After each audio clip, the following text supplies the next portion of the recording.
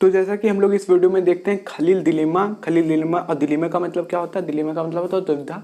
तो देखते हैं खलील की दुविधा।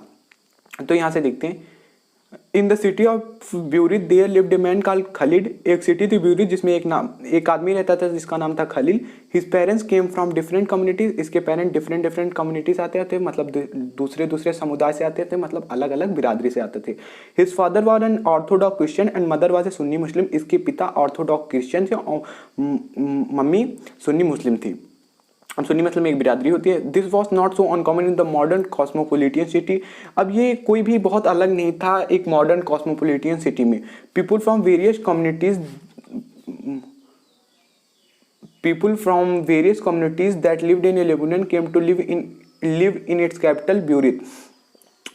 जो पीपल थे जो कि वेरियस कम्युनिटीज में रहते थे, ये सब लेबनान से आए थे जो कि उसकी कैपिटल थी ब्यूरिट में रह रहे थे। They live together intermingled yet for a bitter civil war among themselves. One of the Khalil uncle was killed in that war. ये सब एक ही साथ एक ही परिवार में रहते थे जब तक इनमें सिविल वॉर नहीं हुई थी, और बाद में एक सिविल वॉर हुई जिसमें इनके एक चाचा मर गए थे। यहाँ से देखते हैं, At the end of the civil war, Lebanon leader came together and agreed to some basic rule for power sharing among different communities। जबकि जब सिविल वार हुआ तो वहाँ के जो लेबनान लीडर थे वो सब एक साथ आए और कुछ उन्होंने नियम बनाया पावर शेयरिंग के, जो कि डिफरेंट कम्युनिटीज थे उन पे ये लोग सहमत हुए। As per this rule, the country president must belong to the Maronite sect of Catholic Christian। अब इसमें क्या हुआ, जो कि वहाँ के जो प्रेसिडेंट बनेंगे वो मेरोनाइट सेक्ट के होंगे, कैथोलिक क्रिश्चियंस होंगे जो कि वहाँ के प्रेसिडेंट बनेंगे। और the prime minister must be from the Sunni Muslim community, और जो प्राइम मिनिस्टर वो बनेंगे वो सुन्नी मुस्लिम कम्युनिटी से बनेंगे। The post of deputy prime minister is for orthodox Christian sect as that speaker for Shia Muslims. और जो पोस्ट डिप्टी प्राइम मिनिस्टर बनेंगे वो ऑर्थोडॉक्स क्रिश्चियन बनेंगे जो कि स्पीकर होंगे शाई मुस्लिम के।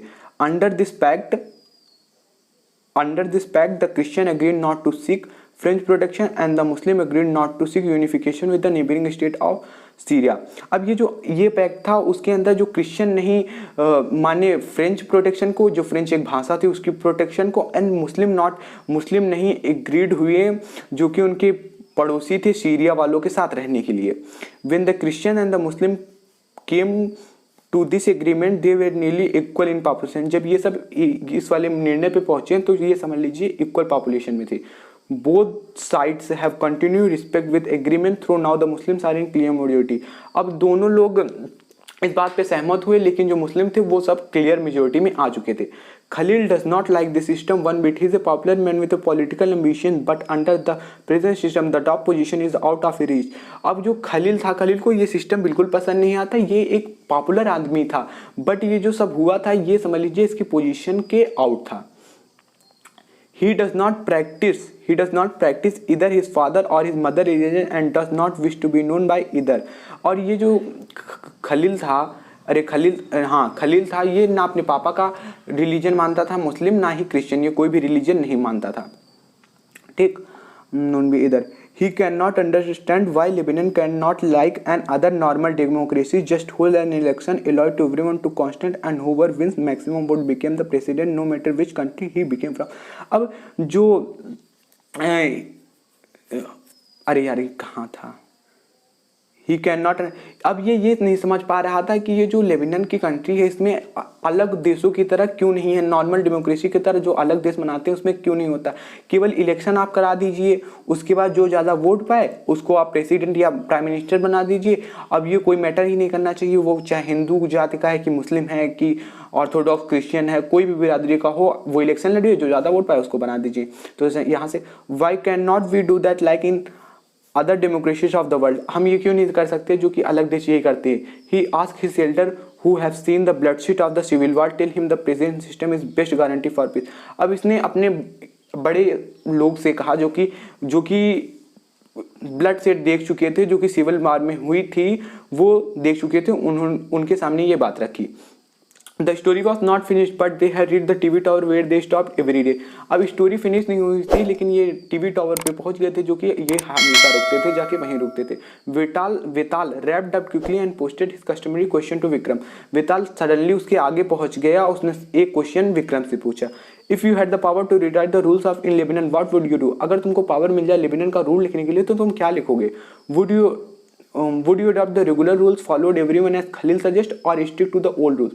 तुम पहले की तरह would you adopt the regular rules, क्या तुम पहले की तरह रूल अडॉप्ट करोगे और कुछ अपने अलग नए नियम बनाओगे। और स्टिक टू ओल्ड रूल्स, क्या कि तुम पहले वाले रूमों पे टिके रहोगे।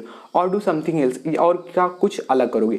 वेताल did not forget to remind Vikram of their basic pact. If you have an answer in mind and you do not speak your mind your mobile will freeze and so will you. तो उसके बाद विक्रम ने कहा वेताल ने कहा अगर तुम्हारे दिमाग में, विक्रम से कहा वेताल ने, अगर तुम्हारे दिमाग में आंसर होगा और तुम ये नहीं बताओगे नहीं तो तुम्हारी जो मोटर बाइक है वो फ्रीज हो जाएगी, मतलब खराब हो जाएगी, ना तुम उसको चला पाओगे।